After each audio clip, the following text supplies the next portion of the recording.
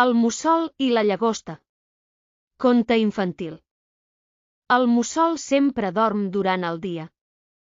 Després, quan es pon el sol, quan la llum rosada es fon del cel i les ombres s'alcen lentament pel bosc, ella surt remenant les ales i parpellejant de l'antic arbre buit.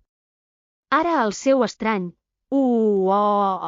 ressona pel bosc tranquil i comença la seva caça pels insectes i escarabats, granotes i rates que li agrada tant menjar. Hi havia un cert mussol vell que s'havia tornat molt creuat i difícil de satisfer a mesura que es feia més gran, especialment si alguna cosa interrompia el seu son diari.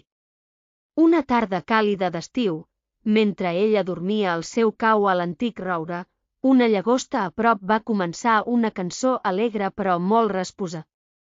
El cap de l'antic mussol va aparèixer de l'obertura de l'arbre que li servia tant de porta com de finestra. «Allunya't d'aquí, senyor», li va dir la llagosta. «No tens modals.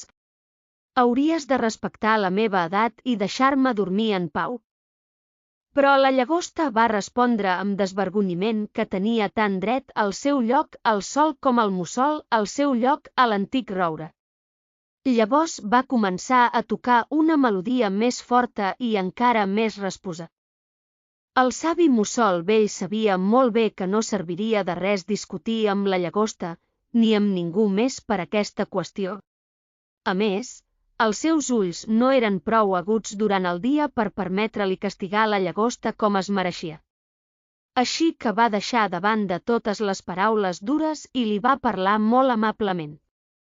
La lloança no és una prova d'admiració veritable.